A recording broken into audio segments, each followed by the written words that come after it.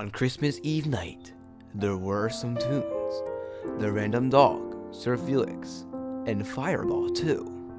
We were throwing pies and dropping safes, until we saw a dog come along too. We searched with him, and finally he turned up and battled with us helpfully.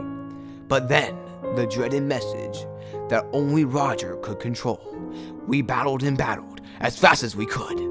But when all seemed lost, we finished the task and drank some hot cocoa while we waited for the update. Wait, what? That doesn't make any sense. Waited for what update?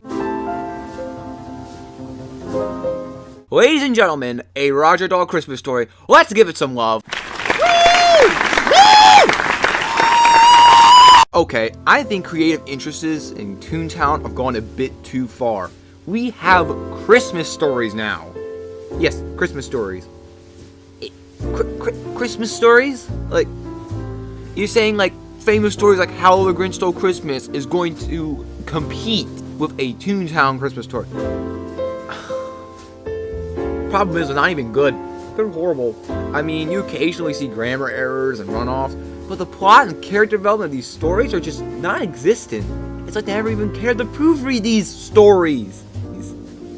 I mean, as for the first one I read, it was written by a Toon named Sir Felix, and it was mainly about two Toons and himself encountering Roger Dog, one of those mod people at TTR, and they were waiting for an update?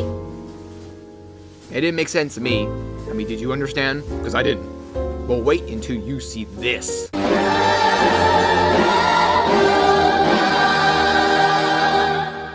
Now, this story right here, no, this is not a story. It's much worse. The grammar's bad, the plot doesn't make any sense, there's no character development. Everything that makes a story is not there. If I actually took the time to tell you how bad this story is, 1, it would exceed the time of this video, and 2, it would be too painful for both of us. Without further delay, this is a very Toony Christmas.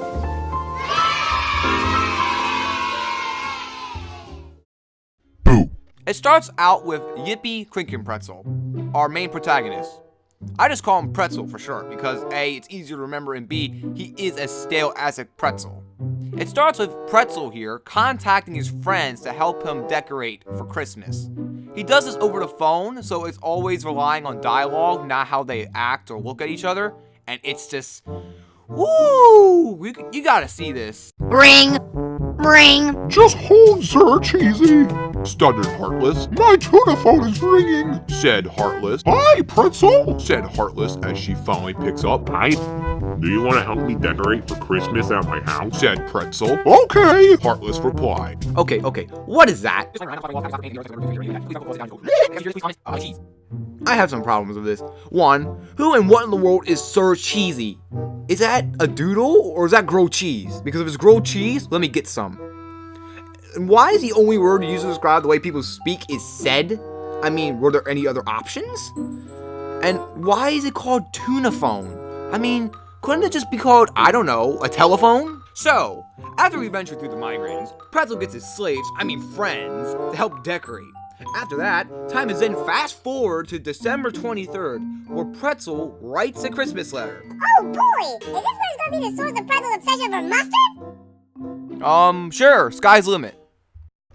Dear Santa Toon, I hope I have been good this year. Besides those glitches, they're so fun. I have been wanting a stronger fishing rod, a new t-shirt, and especially a new doodle. Sincerely, your pal, Pretzel. There, T-H-E-R-E. And what about these commas? I mean, couldn't you use, I don't know, colons? I don't know. I mean, besides that, this letter is actually totally irrelevant. I mean, other than the fact that Santa does get what this kid wants, there's nothing important about this letter. So let's just skip to Christmas Eve, 6 o'clock p.m. Remember that time where Pretzel is invited to a party where Pretzel and his friends will be playing games. All of a sudden, Pretzel stops playing these games and is shocked as he replies with these grave words to his underpaid colleagues. I think I saw Freckle Slam. That's our antagonist, a past hacker? But do you want to know what the best part is? Santa appears out of the thin air on Christmas Eve at 6 o'clock p.m. I mean, doesn't Christmas start like 6 hours later? Doesn't make any sense. And remember our antagonist, Freckle Slam? He's scared of Santa Claus. Like a little kid who doesn't want to sit on the man's lap. So, who is Freckle Slam? Now that is a good topic for another video. Probably much better than this story to be exact. But here's just a little tidbit about him. Freckle Slam was a past hacker who had Toontown online around 2009 to 2010. The story, which was written in Christmas of 2010. It would make sense with this history in mind of Freckle Slam why the author decided to make an antagonist for the backstory. People who knew who Freckle Slam was and what he did assumed that he was the bad guy. It didn't make any sense to explain it all over again, because at the time he was already doing it. He just had to hop in the district and just look around. Unfortunately, 5 years later, Freckle Slam died out, and so did that labeling. And some new people don't even know who he is. Heck, I didn't even know who this man was. So, what comes about with our main antagonist? Does he fight Santa? Does he talk to him? Does he hack the world around him? No. What he does is, he chickens out and he teleports away. Because that's what a well-known hacker does. Yeah, and our protagonist too, or whatever his name is, Pretzel, he doesn't do anything. He doesn't investigate him running away or do anything like any type of hero would do. He just goes home and sleeps for Christmas Day. And so what is our protagonist awarded with? Whatever he asked for in his letter, he got. He got everything. And I quote, Got some special stuff he didn't even ask for. Didn't this guy, I don't know, perform glitches? I mean, isn't that some sort of punishment in a game like Toontown? With someone like Freckle Slam running amok? I mean, it would make sense to give somebody less gifts, or maybe exactly what he asked for performing glitches. Not more or something special.